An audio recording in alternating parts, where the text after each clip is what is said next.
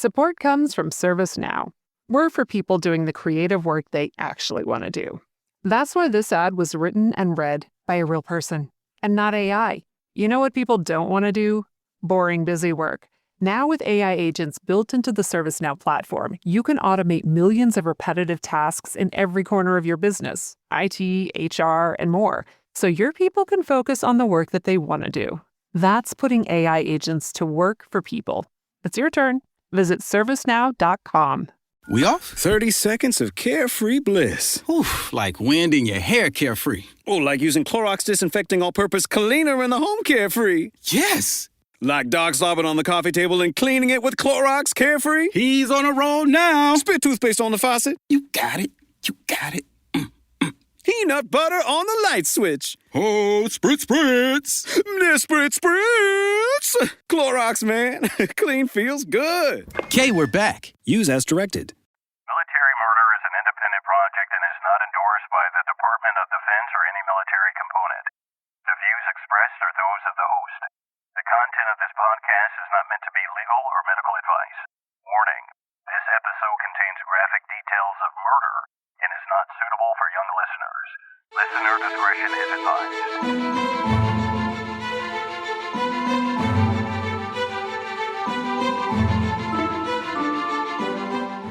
Welcome back, True Crime Army. I am your host, Margot, and this is Military Murder, a show where I focus on crimes committed by military members and veterans, and sometimes their family members. But don't worry, you don't have to know anything about the military to listen, I promise. You just have to be a true crime enthusiast, and if that's you, welcome home. In honor of Mother's Day this month, I wanted to bring you the story of TikTok's most requested case to date. It's the story of monster mom Tiffany Klapheke. I swear, when I first joined TikTok back in late 2021, everyone recommended this case. I covered it in 3 parts in 2022, and it is one of a handful of cases that I have that has over 1 million views. That version is very short, and I will be putting it up on my YouTube so you can go check it out there. But today, I decided to bring you the full story as a podcast exclusive. Trigger warning, today's case does involve the death of a child, the neglect of various children living in base housing, a cheating spouse, and a Child Protective Services department that didn't know their asses from their elbows. You've been warned. Listen at your own risk. Join me today as I tell you the tragic story of little Tamryn Klapheke. Now, let's dig in. Deployments are a part of military life, and if you accept that as true, which you should because it is, you must also accept as true the fact that many parents are left behind to single parent, while the military parent is off in a distant, faraway land. Single parenting is hard AF. Especially when you have 3 kids. Trust me, I should know. I have my own 3, and as a single mom, it's not easy. Single parenting with 3 daughters is where 21-year-old Tiffany Klapheke found herself in the summer of 2012. Tiffany was a military spouse married to Air Force military member Thomas Klapheke. Together, they had 3 little girls, a 3-year-old toddler, a 22-month-old named Tamryn, and a 6-month-old infant. They lived on base housing at Dyess Air Force Base in Texas. Now, I don't know a lot about Dyess except that it's in Abilene, but I hear that it's kind of in the sticks. I could be wrong, so please don't come at me. Our story takes us to Tuesday, August 28th, 2012. That day, a woman called 911 to report that she found her daughter unresponsive with purple lips. First responders rushed to 181 Washington Loop, hoping there was something they could do for this little girl. But when they got to the scene and rushed inside the home, they were taken aback. The first airman to arrive on scene was Master Sergeant Matthew Jones, a security forces troop, and he said that the smell inside the home was rancid. Jones described that it was an overwhelming stench of urine and feces that was so bad he literally described it as feeling like he got hit in the face with a tennis racket. Once the first responders got over the shock of the smell, they ran inside where they found the 911 caller in the kitchen. The woman was on the floor, clutching her naked, lifeless daughter in her arms while sobbing uncontrollably. Sergeant Jones took one look at the little girl in the woman's arms, and he could tell she was dead. The little girl's eyes were glazed over and gray. Sergeant Jones checked the little girl's tiny wrist for a pulse. Her name, he now learned, was Tamryn, and the mom was Tiffany Klapheke. While Jones was checking on Tamryn, Tiffany yelled, "Bring her back! Save my baby!" But as the cops surveilled the home, they became even more concerned. There were 2 additional kids in the house, and while alive, they were in desperate need of medical attention, and they appeared near death. Similar to Tamryn, all the children appeared to have burns on their bodies. Now, it's important to note in this case that while the death of a child occurred on base, it involved a dependent kid and a dependent spouse. Therefore, the local PD, in this case, Abilene Police Department, they had jurisdiction over the case, but the Air Force did investigate alongside the civilians. Rightfully so, Child Protective Services, or CPS for short, they were called to the scene due to the death and due to the 2 surviving children. This case gets real squirrely with CPS's involvement, and there is some drama that takes place later on. So I'll get to the drama a little bit later so as to not confuse this story. But what I'll say here is that the on-call CPS caseworker was a woman named Rebecca T. She was fixing to head to Dyess Air Force Base to tend to the children when the CPS supervisor, Barbara M., showed her a picture of Tamryn's body. Barbara received the image from one of the investigators on scene, and she claimed that she showed the picture to Rebecca T. to prepare her for the scene she was about to walk into. But Barbara M. did show the picture to 3 other CPS workers who really had no business seeing that picture. Before Rebecca left, she also learned that up until recently, 6 days to be exact, there had been an open, I repeat, open case against the Klaphekes. But that CPS case was closed by caseworker Claudia G., who was recently promoted to investigation supervisor. So what the hell? What changed so much from a week ago that a CPS case was closed, but now one of the children was dead and the other 2 were near death? Rebecca was going to have her work cut out for her. Rebecca and another caseworker quickly went to base. They were immediately taken to the surviving sisters, and all it took was one look and they knew the girls were in critical condition. Now, this next part doesn't make any sense, but it was taken from a court opinion, so I'm assuming it's what happened. What Rebecca did next when she arrived on base was odd. She placed the 2 little girls in her car and drove them to Hendrick Medical Center. Now, it's possible that EMS had not yet arrived at the home, although that seems unlikely, so I don't know why that decision was made. When the girls were treated at the hospital, Rebecca noticed the girls had burns on their bodies, and when she told the treating clinicians that the deceased child back at the house had similar burns, Rebecca then started texting with her CPS coworkers asking them to send her the picture of Tamryn's body. Everyone got squirrely, rightfully so, because who the hell sends pictures of a dead body during an active investigation, or at all? Eventually, they all told each other to delete the picture, and Rebecca was not able to show the picture to the medical folks. But there was a detective at the hospital, Frank Shoemaker, and he, under the proper authority, was able to show the picture to the medical professionals to assess the children's burns. So let's jump back to the house. One of the civilian detectives, Detective Ernest Mascarelli, he arrived on scene once he was notified of the death, and one thing he immediately noticed on Tamryn's body was that it appeared to have burns all over it. Once a search warrant was obtained, the crime scene techs, Randy Farmer and Wallace McDaniel, they processed the house for evidence. They took over 170 pictures of the inside of the house, documenting the house of horrors. The house was filthy. Clearly, there were children there, so there were tons of toys everywhere. But on top of that, there was food everywhere. But the kicker was the human and pet waste in almost every room.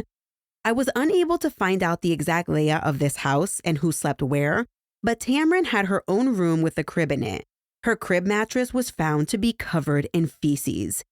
Her sister's mattresses in another room also appeared to have human waste on it. The kitchen pantry was the most shocking of all, because as reported by the investigators, it was fully stocked. Now, this is shocking because of what the children suffered. You see, the 2 surviving children who were now at the hospital were severely malnourished to the point of near starvation. How in the world could this be possible? While detectives were processing the scene, they started noticing a man's belongings at the Klapheke home, and it wasn't the belongings of the man of the house, Thomas, who was now deployed. Detectives found dog tags and some other medical paperwork for a man named Senior Airman Christopher Perez. This was odd, they thought. Also inside the home, they found a pregnancy test in the trash, which also piqued their interest.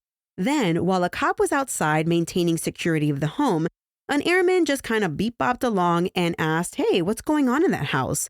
The guy was real nosy, saying he was friends with the people who lived there. The cop took the guy's name, his name was Christopher Perez, and just told him to skedaddle. Eventually, when the inside crime techs and the outside cop put two and two together, they immediately went looking for this Perez character because they were very interested in talking to him.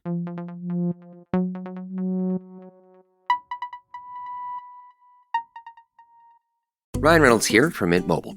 I don't know if you knew this, but anyone can get the same premium wireless for $15 a month plan that I've been enjoying. It's not just for celebrities. So do like I did and have one of your assistants switch you to Mint Mobile today. I'm told it's super easy to do at mintmobile.com/switch. Upfront payment of $45 for 3-month plan, equivalent to $15 per month required. Intro rate first 3 months only, then full price plan options available. Taxes and fees extra. See full terms at mintmobile.com. Parents of twins, if you're familiar with far-off drop-offs... Dad, stop, right here. Or get DMs about what's for dinner, you may be experiencing tween milestones. For your son or daughter, these can start at age 9. HPV vaccination, a type of cancer prevention against certain HPV-related cancers, can start then too. For most, HPV clears on its own. But for those who don't clear the virus, it can cause certain cancers later in life. Embrace this phase. Help protect them in the next. Ask their doctor today about HPV vaccination. Brought to you by Merck. Back at the Abilene police station, in an interrogation room sat Tiffany Klapheke. She underwent an intense, almost 7-hour interrogation where she told detectives a disjointed story. She said that the night prior, on August 27th, she went to the Walmart to pick out some new outfits for the girls. The following day, that same day, August 28th, she went to bathe the girls and get them all dressed up. She walked into Tamryn's room to wake her, but she couldn't believe her eyes. Tamryn was unresponsive in her crib. The first thing Tiffany noticed were Tamryn's purple lips. She shouted, "Tamryn, Tamryn!" But nothing. She hoisted the child out of the crib, but all she got was a limp baby. Her eyes rolled back. Tiffany told detectives that she tried to revive Tamryn by splashing cold water on her, but nothing was working. And then what Tiffany revealed next shocked even the most seasoned detectives. Tiffany revealed that 4 days before finding Tamryn dead in her room, she walked into Tamryn's room, changed her diaper, then locked Tamryn in her room and left her there for 4 whole days. No food, no water, no diaper changes, no love, no snuggles for 4 days. What kind of monster does that? Tiffany had an excuse, though. She told detectives that her husband had deployed not too long ago, and well, she got overwhelmed taking care of 3 daughters all by herself. As to why she locked Tamryn in her room and didn't check on her, she simply said she was sick and tired of potty training. Tiffany continued, telling Detective Eric Vickers, quote, "I really wasn't a good mom past few days. I've been honest even though it makes me look horrible," end quote. At some point, she had the audacity to say, "I don't want you to take them away because I was lazy." The DA didn't need much else. So with that, Tiffany was charged with injury to a child by omission and booked into the county jail. Her bond was set at $500,000. Now, this charge, injury to a child by omission, it means that a person who has custody or legal duty to take care of a child fails to take action to prevent injury to the child. The detectives were anxious to learn Tamryn's autopsy results. The medical examiner who conducted Tamryn's autopsy was immediately drawn to the burn marks on her body that everyone who saw her noticed, and the ME determined that the burns on her skin were chemical burns. The burns were a result of her skin being in contact with her own urine and feces for a long period of time. The ME noted that while the burns were horrible, that wasn't what killed her. Tamryn died as a result of dehydration and malnutrition. That little girl was basically starved to death. Now, I just want to go back to the chemical burns real quick. Many of my listeners are parents, and if you could just imagine your child when they had a very bad diaper rash, just imagine what this baby suffered. Imagine a diaper rash, but 100 times worse. because Tamryn was not changed over a 4-day period. Honestly, when I read that, my heart absolutely broke. On the malnourishment point, the Emmy noted that Tamryn was 22 months old, but she was very, very tiny. She weighed in at 17.5 pounds.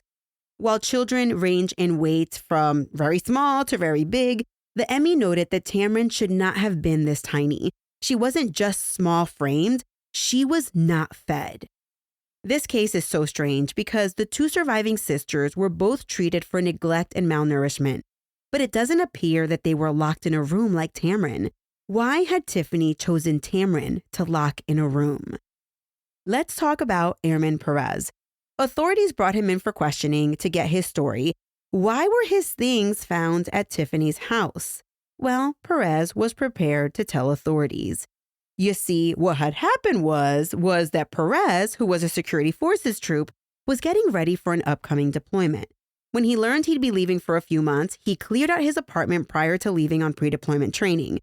Now listen, if you've been in the military long enough, you know that this is very common practice, especially for single airmen. It's a way to just kind of save some money, you put your things in storage, and you just come back and get a new lease. Well, Perez went on his pre-deployment training at a different base, but when he got back, he found out his deployment was canceled. Well, he now had no apartment, but instead of getting into a new lease, Perez decided he would just live in his car to keep saving money. Tiffany and Thomas Klapheke knew Perez, and at some point they got to chatting about Perez's predicament. And with Thomas's permission, because remember, he was deployed, they allowed Perez to couch surf at Tiffany's house while Thomas was gone. Now, let me just step in here because I can.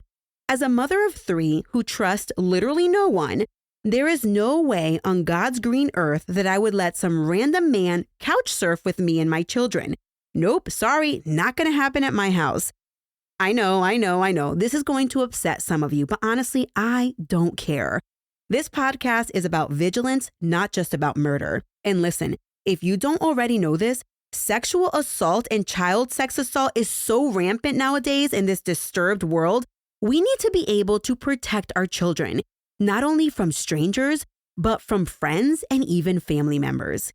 Anyway, I'll get off my soapbox now, and we're going to learn a little bit more about this Perez character. And like I said, I know many of you won't agree with me, but honestly, I said what I said, and I'm not taking it back. Where was I? Thomas allowed Perez to move in, and on July 21st, 2012, Perez made himself at home in another man's house. While he was making this statement to detectives, he admitted, "Well, while I was at the house, Tiffany and I began a sexual relationship, and at some point, I upgraded from the couch to the master bedroom."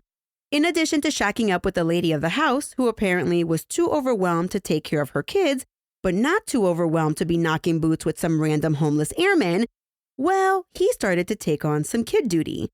He admitted that Tiffany left the girls in his care on several occasions, including during the 4-day period that no one bothered to check on Tamryn. So let's just backtrack here. Tamryn was found dead on a Tuesday. So that means that on Friday night, that was the last time she had her diaper change. So during that weekend, Tiffany left Perez to watch the girls. But this grown-ass man never bothered to do a head count. I mean, it was only 3 kids. He never bothered to change a diaper. He never offered food or water, nothing. The Air Force was not happy with Perez's conduct, and rightfully so. So they decided to take action, and they charged Perez for his part in Tamryn's death.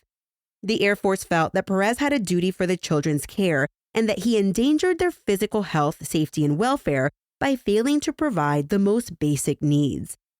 With that, Perez was charged with 3 specifications for negligent dereliction of duty, 3 specifications of child endangerment, and 1 specification of adultery for sleeping with a married woman. In October of 2013, Perez waived his right to a jury trial and chose to have his case heard by a judge alone. For each specification of child endangerment, it should be noted, the charges stated that he had a duty for that child's care and had endangered that child by failing to provide food, fluids, diaper changes, and a sanitary living environment. The charge timeframe was between when he moved in on July 21st and when Tamryn was found dead on August 28th. These failures, the Air Force claimed, constituted culpable negligence. The prosecuting attorney in Perez's case stated, quote, "If Perez had checked on them on Sunday or even Friday, he wouldn't have seen the same children he saw when he moved in," end quote. The prosecutor, Captain Gammons, described Airman Perez as self-absorbed and narcissistic. And get this, during his interview with Abilene police, Perez described himself as, get this, the unluckiest man alive. I'm sorry, what? Were you starved to death for 4 days sitting in your own feces while your mom was shacking up with some dude? I don't think so. Well, Perez's defense attorney at the court-martial then seemed to make matters worse, in my personal opinion. At the court-martial, the defense attorney, no kidding, argued that due to a previous sexual assault charge against him, Airman Perez would have been unwise to enter Tamryn's room after her mother told him not to go in there. Yes, you heard me correctly. Perez had a previous sexual assault charge. Whether it was proven or not, I don't care. Who the hell wants that around their 3 children? On October 18, 2013, Perez was acquitted of the 3 specifications of negligent dereliction of duty. But before you get crazy, he was convicted of the other 4 specifications. He was sentenced to a dishonorable discharge, 3 years in confinement, forfeiture of all pay and allowances, and reduced from E4 to E1. I should add that the negligent dereliction of duty, the one he was acquitted of, it stemmed from the government arguing that Perez had a duty/a standard of care because he was a security forces member. And I think that's why the judge acquitted him of that charge. Anyway, of course, Perez appealed his conviction. And in 2015, the Air Force Court of Criminal Appeals overturned Perez's conviction for child endangerment. The conviction for adultery stuck. The charges were then referred again, but they were deferred for some reason. By 2017, a rehearing had not yet been held when Perez suddenly submitted what we call in the Air Force a Chapter 4 request. It's a request to be administratively separated in lieu of a court-martial. After lengthy consideration, and I'm assuming not wanting to have another full-blown trial, the government agreed to the Chapter 4. The charges were then withdrawn and dismissed. Perez was then given an Article 15 for the 4 specifications, and he was discharged from the Air Force with the worst administrative service characterization, an under other than honorable's condition discharge, aka a UOTHC. But let's go back to right after Perez's initial court-martial in 2013. Tiffany was called to testify in his court-martial, but no one was about to give her ass immunity, so she pled the Fifth and didn't testify. Her trial began a few months after Perez's initial trial concluded. In January of 2014, 17 months after Tamryn's death, Tiffany Klapheke's trial got underway. Due to the notoriety of the case, they summoned double their usual jurors to ensure they could seat an unbiased jury of 12 plus 2 alternates. Most of the following information was made possible due to reporting in Go San Antonio and KTXS 12 ABC. Opening statements are always a good place to get the roadmap of the trial. If done correctly, you will see the highlight reel. But defense opening statements are always interesting because for the first time, you get to hear from the defense side. Will they claim insanity? Will they claim self-defense? Will they claim it wasn't me? Did a ghost make them do it? You get the picture. So let's talk about opening statements in Tiffany's case. First up in every opening statement is the prosecution because they have the burden in the case. In this case, the prosecution told the jury most of what you've already heard here. But they also said that while Perez was living at the house, Tiffany was gone most nights from midnight until 4 a.m. Now, it's odd because I couldn't find in the reporting what she was doing during this time, just that she was gone and Perez was at the house with the girls. Another shocker that we learned is that on August 22nd, 6 days before Tamryn died, Tiffany called a man named Lenny Guzman to come and babysit the girls so that she could get a tattoo. A what? A tattoo, yes. And do you care to guess what Tiffany got a tattoo of? Well, I'll tell you. She got a tattoo of a Chinese symbol of a mother and a daughter with her 3 daughters' birthdays on them. What? Oh my gosh, I can't. I just can't with this woman. Well, when it was his defense attorney's turn for his opening statement, he was up against a lot. But Tiffany's attorney, George Parnham, did not disappoint. You see, Tiffany comes from a pretty effed up background, but it doesn't excuse neglecting your child. But anyway, The defense revealed in opening statements that Tiffany had a shitty childhood. She was abandoned by her mother when she was 5. She was left under her grandmother's care, who couldn't really protect her. From the age of 5, she was sexually abused by her uncle and her adoptive father. As reported by KTXS 12, she was offered up to vagrants at public parks for sexual favors. Her older brother was a scumbag and held her at knife point once. Her older sister eventually abandoned her own children. I mean, Tiffany Klapheke had no one. So she got married in her teens and moved to Dyess Air Force Base with her husband. She had 3 kids with this airman, and then when the baby was just a few months old, her husband volunteered, I repeat, volunteered to deploy, leaving her alone to care for the kids in the home. While the attorney spoke, Tiffany wept at the defense table. Mr. Parnham continued that Tiffany wasn't claiming insanity. She was simply saying that her background influenced her ability to mother. Now, of note, Tiffany's defense attorney was the same man who successfully defended Andrea Yates during her 2006 retrial. Now, all my true crime buffs know exactly who that is. And for those of you who don't, Andrea Yates was the mom back in 2001 who chased her 5 children around the house and drowned them one by one in the bathtub. And then she laid them in her bed. I think she left one of them still in the bathtub. So just reading this woman, Andrea Yates, her Wikipedia page is devastating. Anyway, Tiffany hired that attorney. Not sure how she could afford it, but that's neither here nor there. During the opening statement, Tiffany's attorney also said that Tiffany suffered from reactive attachment disorder. KTXS reported that reactive attachment disorder occurs when individuals don't establish healthy bonds with parents and caregivers. It's the result of neglect, abuse, or even being orphaned. The first witness for the state was now retired Master Sergeant Matthew Jones. He was the first responder on scene. He testified to how gruesome the scene was, how pervasive the stench of urine and feces were. He testified that the smell was so bad that it attached to his uniform. Even after washing his uniform several times, he couldn't get the smell off of them, so he eventually had to throw them away. Detective Ernest Mascarelli basically testified that he wished he could unsee what he saw. It practically still haunted him. The jury got to watch Tiffany's almost 7-hour-long recorded police interview. They saw how Tiffany testified to finding her baby, blue lips, limp, eyes rolled back, and as she was saying this to detectives, she wrapped her arms around her midsection and rocked back and forth, back and forth. As reported by Go San Angelo, Tiffany made this exact motion at trial while the video was being played. Eventually, she did this exact same thing when her husband was testifying. During her initial police statement, Tiffany asked various times if she could get an attorney, but because she had not actually requested an attorney, the statement was fair game. The video also showed her throwing up in a garbage can several times and asked for cigarette breaks to calm her nerves. She describes how she regularly fed and bathed the children, which honestly, it couldn't be further from the truth based on the condition of the kids in the house. She told detectives on the tape that she was having a hard time raising her 3 small children while her then husband was deployed to the Middle East.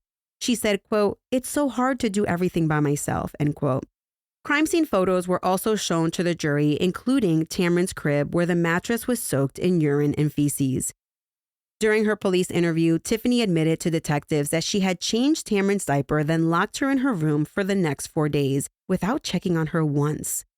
The medical examiner testified for the prosecution, describing how Tamryn's body was covered in several chemical burns.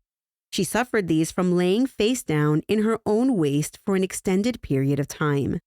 Testimony was given by Dr. Justin Smith, who had treated the surviving sisters at the hospital, and he described how Tiffany's daughters had similar chemical burns as Tamryn.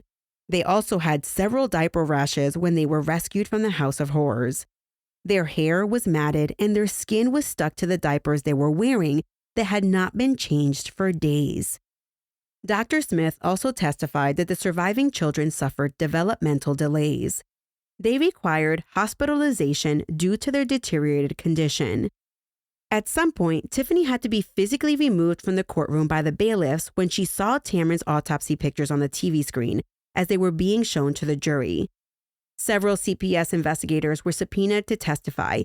2 of them declined, saying if they were forced to go to trial, they would exercise their right to remain silent because some of them were facing their own legal troubles because of this case. But more on that in a second. Jurors did get to hear that 3 CPS workers had not been cooperative with Abilene PD's investigation. Once all the evidence was presented, the jury deliberated for 7 hours. Tiffany was ultimately convicted of injury to a child by omission. She was sentenced to 30 years in prison. Tiffany pleaded to the judge that this was unfair. She didn't feel that she deserved any of this. After the trial, one juror told KTXS Channel 12 News that the entire trial process was stressful, but they felt they arrived at a fair decision. He did offer up that he felt that others, not just Tiffany, should have been on trial. He felt that the deployed dad was partially to blame. He specifically felt this way due to CPS's prior involvement with the family for several years, dating back to when Thomas was home. Many people have felt this way throughout the years, but Assistant DA Joel Wilkes has spoken on this very issue. He has said, "We can't prosecute people based on feelings. We prosecute based on evidence." And Tiffany herself said that when Thomas was around, he was an amazing father. DA Wilkes said, "Without evidence, prosecution is not practical."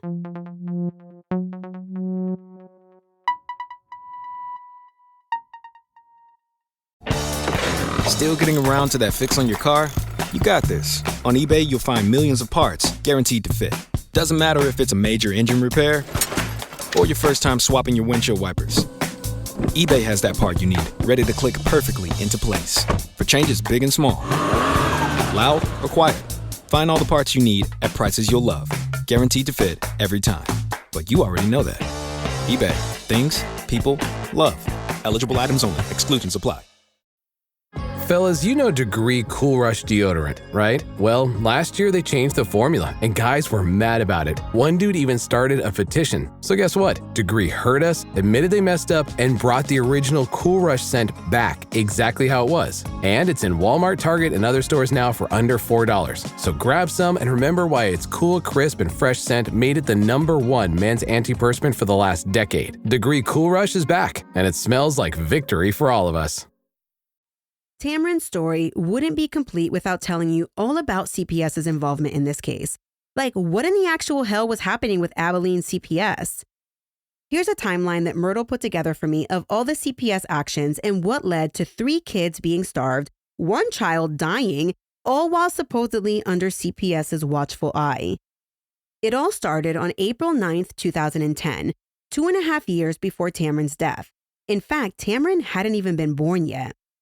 On that day, CPS received a medical report that Tiffany's oldest and only child at the time, who was 9 months old, was not given her prescription medication, which was a medical necessity since the child suffered from a chronic condition. CPS looked into the case, but ultimately ruled out any neglect after they determined the neglect was not a continuing issue. A year later, on April 27, 2011, CPS got another report. This time, it was a report of physical neglect for Tamryn, who was only 6 months old at the time of the complaint. CPS looked into it and provided the family with resources to assist, specifically in the form of early childhood intervention, and they even provided daycare services for the family to give them a break. 5 months later, on September 29, 2011, another complaint for medical neglect came in for both children. On October 1st, 2011, CPS had a face-to-face with Tiffany and Thomas. It's unclear exactly what happened during this face-to-face, but 3 weeks later, on October 19th, the caseworker and her supervisor, they felt confident that the medical neglect could be ruled out and they marked the case for closure. But there was one little problem. They never closed the case, and it sat open and untouched for 10 months. And then, on August 22nd, 2012, 6 days before Tamryn's death, a CPS worker named Claudia G., she was getting ready to promote to supervisory investigator. She opened up the Klapheke file, and without reaching out to the family for one final chat, she simply closed the case, which was not protocol, because protocol calls that a face-to-face visit is required to close the case. And she was also supposed to get someone else to sign off on the case closure, which never happened. This is truly sad to think that maybe someone could have saved those 3 little girls, especially someone charged with protecting children in high-risk environments. You see, what Claudia G. would have known if she would have made that follow-up call is she would have learned that in the 10 to 11 months since they decided to close the case, but didn't, the family dynamics had changed. In those 10 months, they had a new baby. Tiffany stopped working and Thomas deployed. Now, these three things, a new baby, losing a job, and also a deployment, those are three huge life changes. Well, a few weeks after Tamryn's death, on October 16, 2012, Abilene police detectives announced that 3 CPS supervisors were now under investigation for tampering with evidence in Tamryn's case. And on top of this, several CPS workers were refusing to cooperate with the investigation into Tamryn's death. When all of this went down, Claudia G. ultimately quit her job. Something else that came up during this case was about an unprofessional relationship between a CPS worker and Thomas Klapheke that began after Tamryn's death. Now, just a reminder, Thomas Klapheke is Tamryn's dad. During Tiffany's trial, KTXS broke the news saying that 2 CPS employees had resigned and 2 more were disciplined when the inappropriate relationship was discovered. Now get this, the CPS supervisor who hooked up with Tamryn's dad, her name was Tiffany Gann. Tiffany Gann eventually broke her silence on the stand, but outside of the jury's knowledge, and she gave testimony that was basically her side of the story. She said that she met Thomas, Tamryn's dad, in September at a bar called Cabo's while playing darts. Now, if you're tracking, this would have been soon after Thomas returned from his deployment. Well, Tiffany Gann was claiming that she met Thomas before she was assigned to Tamryn's case. But this was rebuffed by a detective who claimed he saw Tiffany Gann at the Klapheke house on the day that Tamryn was discovered dead. In any event, Gann said that she and Thomas dated for a little less than 2 months. A different caseworker ended up stepping down after it was leaked that she knew about Gann's relationship with Thomas but said nothing. Well, listen, eventually charges were laid against some CPS employees for all the screw-ups in Tamryn's case. Martha Whitaker, a CPS supervisor, was charged with tampering with evidence, but years later, her charges were dropped because they couldn't prove she was involved beyond a reasonable doubt. Gretchen Denny, the CPS supervisor who told her employee to delete the picture of Tamryn's body, she was arrested and charged with tampering with evidence in August of 2015. In 2018, she was convicted and sentenced to 60 days in jail and 6 years of probation. But in May of 2021, the conviction was overturned by the appellate court. Then the 11th Court of Appeals in Texas recommended that Gretchen be acquitted. Soon after Thomas returned from his deployment, he filed for divorce. At some point, he separated from the Air Force and was granted conditional custody of his surviving daughters.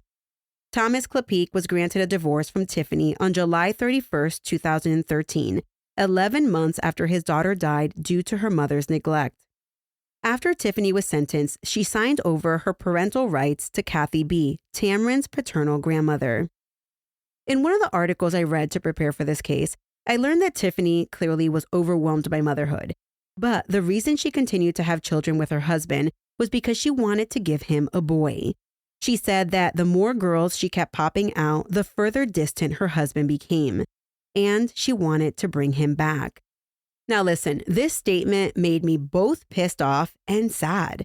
First, it made me pissed off because I am so sick and tired of people asking mothers with only one gender kids the freaking question, are you going to try for a boy? Are you going to try for a girl? No, you asshat. I am perfectly happy with all the same gender children, so mind your freaking business. Oh, can you tell that I get that question a lot? Listen, I do feel somewhat sad for Tiffany and any other woman who feels this way. Because when I first dropped this video a year ago on TikTok about what Tiffany was going through and wanting to give her husband a boy, so many people chimed in that their significant other wanted to keep having kids specifically to try for a gender. So if you are going through that, I just want to say I am so sorry. And just know that if you want more kids, that's great. But if you feel overwhelmed by motherhood, it's okay to say no to having more children. It's your body, and ultimately, you will be responsible for them. Tamryn Harper Klapheke was born on October 13, 2010. She was only 22 months old when she died on August 28, 2012. Her headstone reads, quote, "The tears in our eyes we can wipe away, but the ache in our hearts will always stay," end quote. When I found Tamryn's page on Find a Grave, I found that there was a poem, and I want to read the poem today because I think it's fitting to end this episode. Quote, "God saw you getting tired when help was not to be. He closed his arms around you and whispered, 'Come to me.' In tears we saw you sinking, we watched you fade away. Our hearts were almost broken, you fought so hard to stay. But when we saw you sleeping so peacefully from pain, we could not wish you back to suffer so again. So keep your arms around her, Lord, and give her special care. Make up for all she suffered and all that seemed unfair," end quote.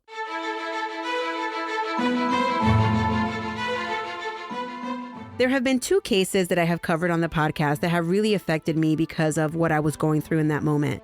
The first time was when I covered Cindy Ray's case back in 2020. When I covered that case, I was pregnant, and if you recall, Cindy Ray was the military spouse who was murdered for the baby in her belly. When I recorded that episode, I felt some sort of way about being pregnant, you know? This go around for Tamryn's case, I covered the death of a 22-month-old who had two sisters, and I have a 23-month-old and 3 daughters total. So these are cases that just tended to affect me. Reading this case and the court opinions related to this case really made my skin crawl at the thought of neglecting your very own child in such a horrendous manner. I do not claim to be a perfect mom. In fact, I am far from it. But I just don't understand how 2 adults in a home can ignore a crying baby. Sometimes my baby cries in her crib and it breaks my heart. While I hate waking up in the middle of the night, I go to her, I change her diaper, and then I rock her back to sleep. And the first thing she tells me every single morning is, "Eat, eat." "Yes, girl, we are going to eat," I tell her as I give her a cup of milk.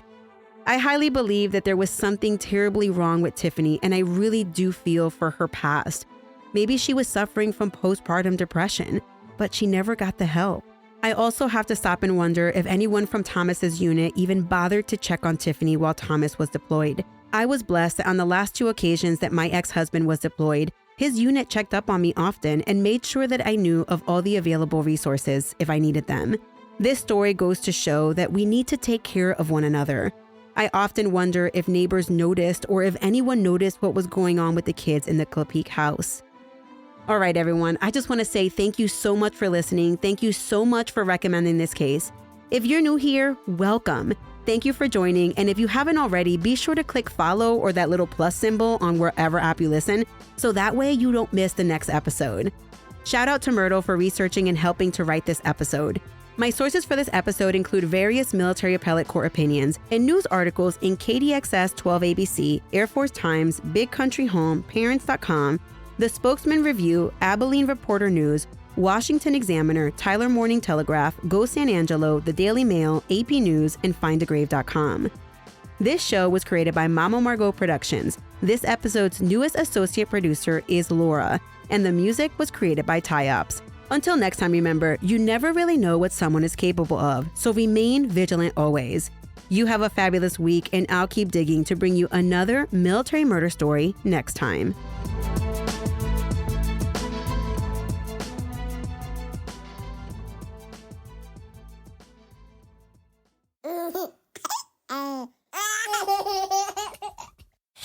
Mama's working on her podcast.